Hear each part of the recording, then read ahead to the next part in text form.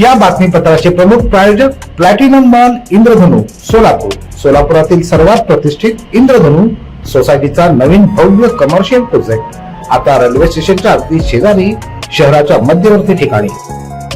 अक्कलकोट तालुक्यातील रुद्देवाडी इथं किरकोळ कारणावरून हाणामारीची घटना घडली आहे।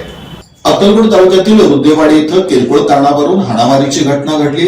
यामध्ये यशवंत यल्लप्पा शेरी हे जबर जखमी झाले। दवाखान्यात उपचार सुरू असून इकडे पोलीस अधिक तपास करत आहेत। दरम्यान दोन्ही गटाकडून परस्पर विरोधी आरोप प्रत्यारोप करण्यात येत आहेत।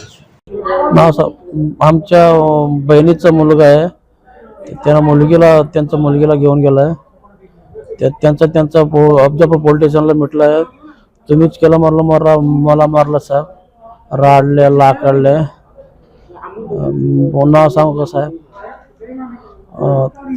माळप्पा तुकाराम पुजारी, श्रीसाई लिटोबा पुजारी, रमेश तुकाराम पुजारी, आकाश यल्लप्पा पुजारी, भूताळे बैलप्पा पुजारी, भूताळे यल्लप्पा पुजारी, नागेश यल्लप्पा पुजारी। गावात आम्ही ऑफिसला बसलो, चौकात येऊन मला मारलं, तुम्हीच पोरी लपडा तुम्हीच केलं, तुम्हीच हात आहे तुमच्या त्यांच्या पाठीमाग म्हणून। तुकाराम भूताळे पुजारी राडाने लाकडले मारा साहेब।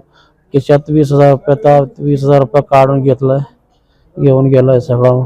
काय मागणी आता तुमची? काय नाही, त्याला अटक करायला पाहिजे, कसा बी कर आज अटक करायला पाहिजे त्याला। माझं नाव सुरेखा यशवंत शेरी आहे। सध्या माझे मिस्टर सिव्हिल हॉस्पिटलमध्ये उपचार घेत आहेत। काल ही घटना घडली आहे।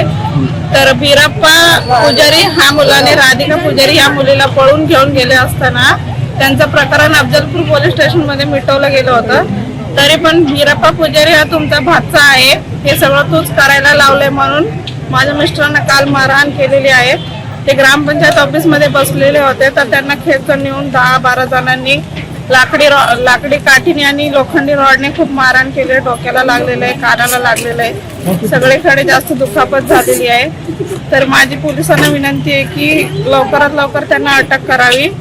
आणि त्यांची नाव आहेत माळप्पा तुकाराम पुजारी, श्रीशैल विठोबा पुजारी, आकाश यल्लप्पा पुजारी, यल्लप्पा बैलप्पा पुजारी, भूताळी मल्लप्पा पुजारी, नागप्पा यल्लप्पा पुजारी, तुकाप्पा पुजारी आणि रमेश तुकाप्पा पुजारी। तर माझी एवढीच विनंती आहे की त्यांना अटक करावी आणि जे काही कार्यवाही करायची ते लवकरात लवकर करून द्यावी। काल खूपच त्यांना दुखापत झालेली आहे, ते सध्या उपचार घेत आहेत।